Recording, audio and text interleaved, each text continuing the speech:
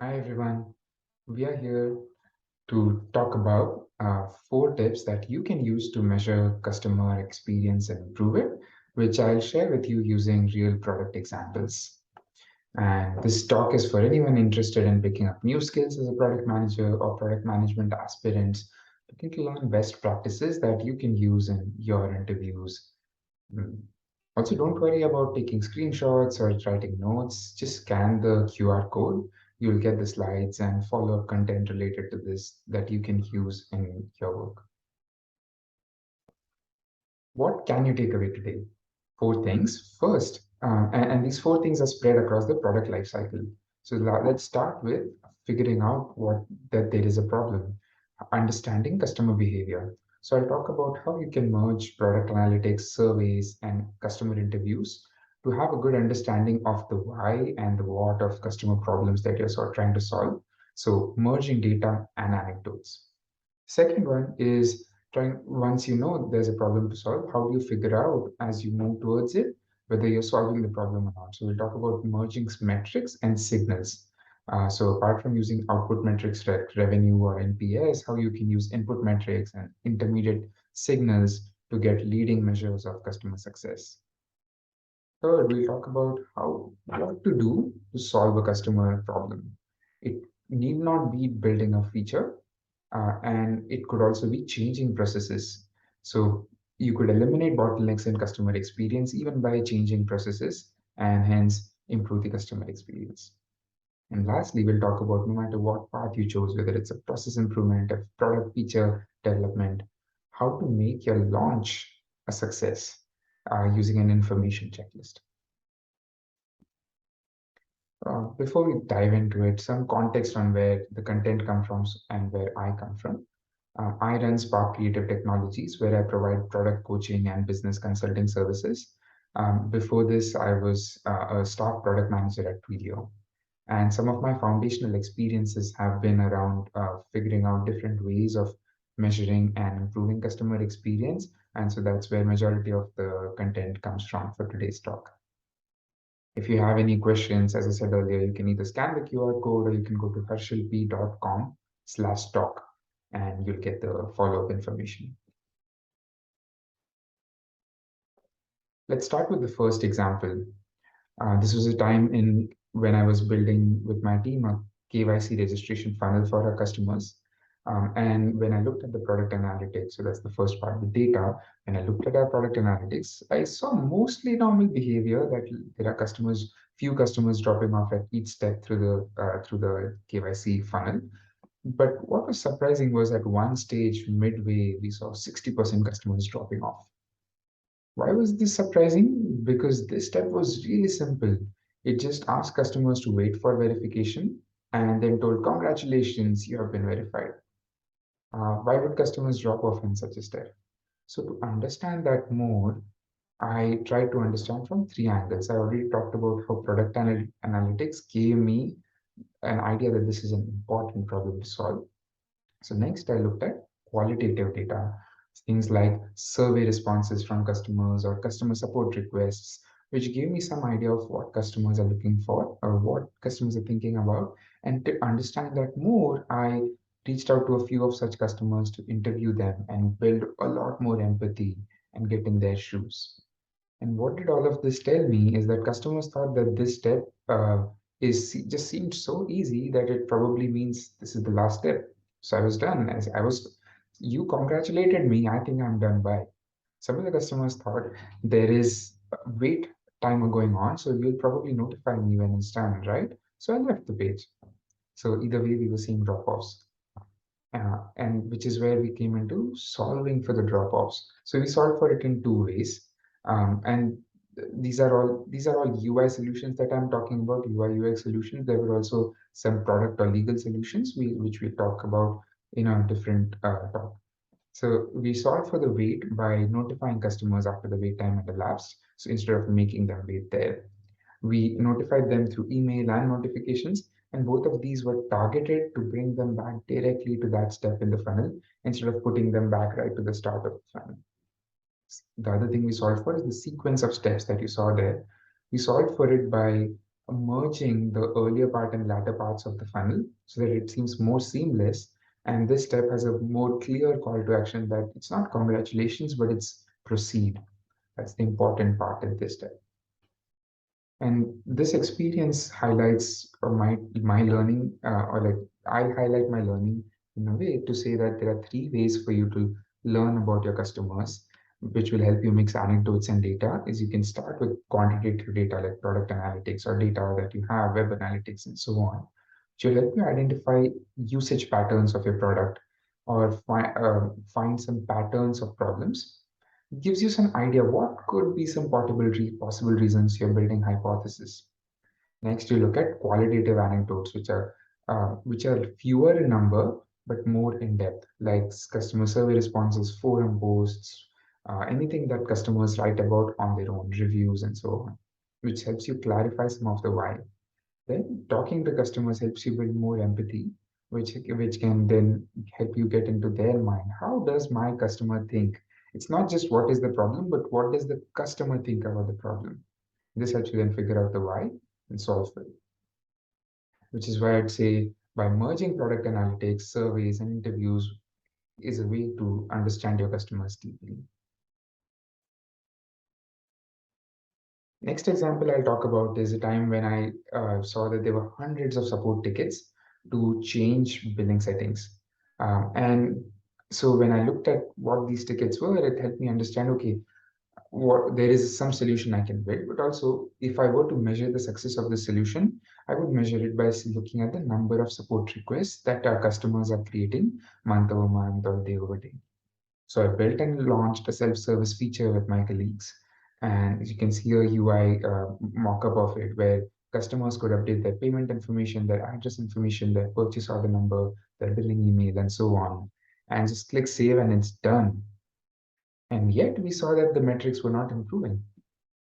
If you see here, the number of tickets per month, stayed pretty much flat through the month. So if the tickets are flat, but we know we have launched a feature, how do we know whether it's working or it's failing? To figure out whether it's working or failing, we can see that although the support tickets are very high, we still understand that the launch was the input metric in our hand. That was something we had complete control over. But the thing we want to eventually move, this is support tickets reduction, is that's the output metric, and we haven't able to move that yet. We also understand that there is a latency in the benefit from when we launch it. The benefit won't happen on the next day. So what are some early indicators? Let's look at some early indicators and plot them on a time from early to lagging.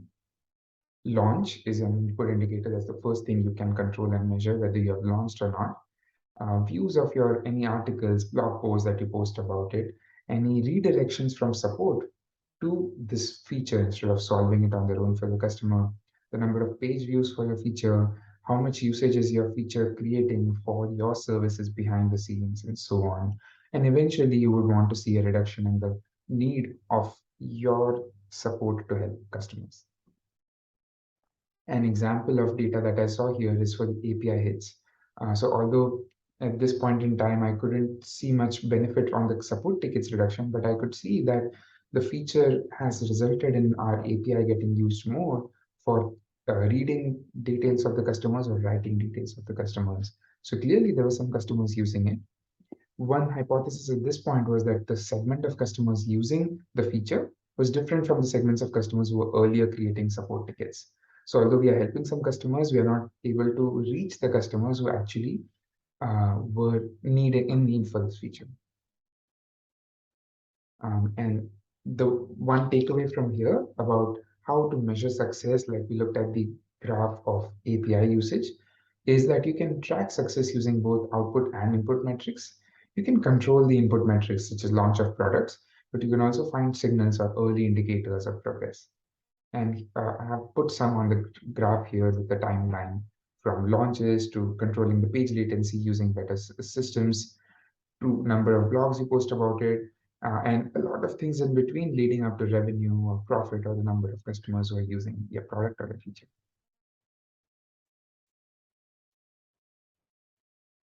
And that's where I would like to summarize by saying that apart from output metrics, using input metrics and signals helps you get leading measures of customer experience to help you ensure that you're working towards the right direction. Third example I'd like to pick up here. Third example is around a time when I saw 10,000 customers angry with our product. I saw angry emails coming from customers that we are not responding to them, even though that was their first email to customer support. So, what's the disconnect? You can see an example email here where customers emailed somebody, they didn't get any reply, and then they're emailing support and they're saying, we are not responding. So it seems like we received emails which followed the similar pattern, where customers were replying to an email from an automated inbox. That inbox was not monitored as frequently, and so this resulted in 10,000 plus customer emails which were unopened. This led to a situation where customers are angry, even though there are no bugs in the product. So need not be a product solution for this. So what should I do? There is a problem in the customer experience. I want my customers to have a good experience, but it's not a bug. This is where I thought of having a process change with stakeholders. Let me describe the process we had so far. Our customers were expected to reach out primarily to customer support, and customer support, when they need more help, would escalate a question to an expert team. However, the emails were going out automatically from the expert team's inbox to customers. They would reply to it and expect the expert team to reply to their questions. This wasn't happening. What should we do? We're working with the teams. We decided it's required for us to disconnect customers from the expert team and also encourage more questions to reach the support team, which will also encourage more questions to get funneled down to the expert team. So although there's a dichotomy of how come we are increasing the load on some team, disconnecting customers from some part of your organization, eventually this led to a better experience because we are able to provide more reliability in the number of in the time that it takes for us to respond to customers. And this is how I'd like to summarize that you can improve process, not just the product. Basically, figure out whatever is the bottleneck and improve on that. Oftentimes, process improvements can also be cheaper than product launches. So that's a like more cost-effective way to improve your customer experience. Not just that, sometimes product launches itself also need process changes. And I have a few examples here of process changes that you might need to support a product launch. For example, you want to train your support team on how to redirect or how to handle new questions that will come up given a new feature or product. You want to put in new escalation policies in place. You want to have an internal roadshow where you're evangelizing or educating about your feature to customer support, customer success, sales, technical solution architects, and so on. And some more examples here on the slide for you. Which is why I'd like to summarize to say that beyond product features, work on process changes to improve customer experience by eliminating bottlenecks. The fourth experience I'll share here, fourth real world example, is about a time when my product launch failed. I launched a product redesign where I removed some features and I redesigned some of most of the parts of the product. And I thought, hey, it's a good product, right? We don't need any documentation. Why do we even need to inform support? Anyway, there won't be support tickets about it, right? It's a good thing we are doing. But also we were confused. Did the launch succeed?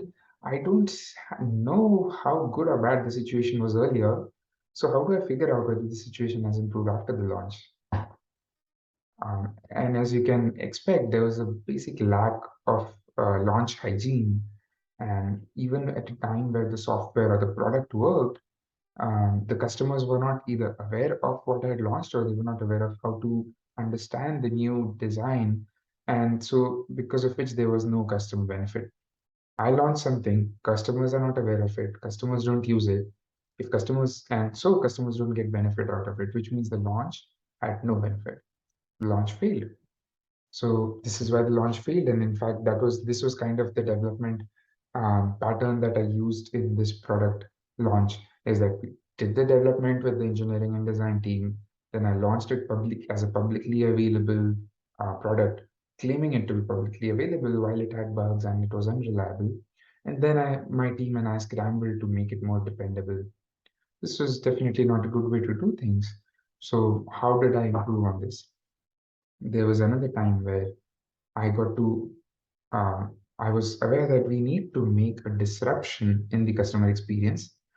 So I worked hard on how do I even make a disruption a success.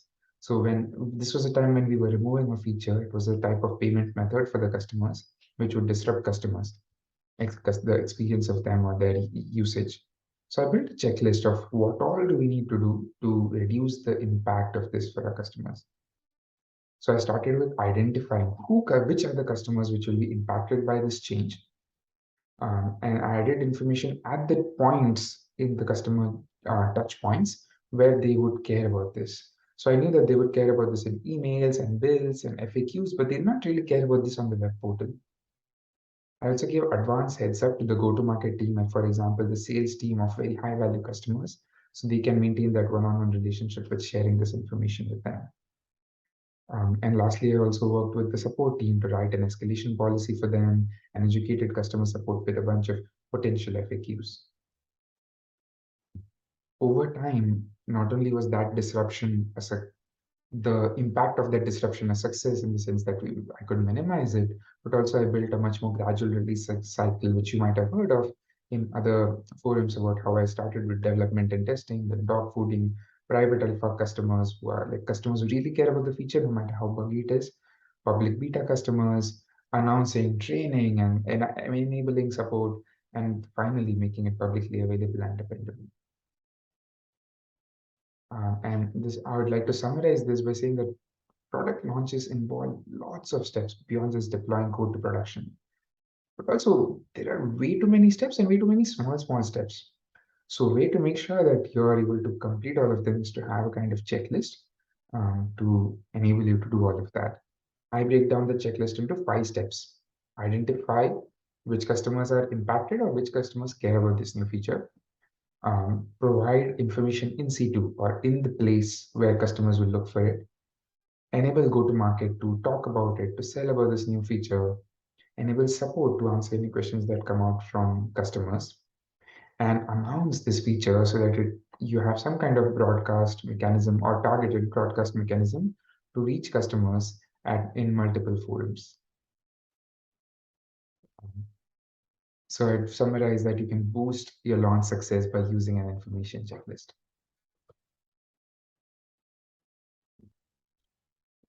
And let's summarize today's discussion. What all can you take away today? And again, think of it along the product lifecycle. You can start by understanding your customers by merging data and anecdotes, product analytics, surveys, customer interviews. Then, as you try to figure out, I know the problem, how do I know whether I'll be successful in launching this or not? You identify metrics of success, output metrics, input metrics, and signals, leading indicators. Third, as you figure out how do you solve this problem, apart from product feature launches, also look at process changes. And even if your product launches, still look at process changes which enable your product launch to succeed. And lastly, enable the success of your product or process launch by having an informational checklist which tackles everything that you want to how you want to provide information to whom, what, where, how. That's everything for today. Thanks for attending.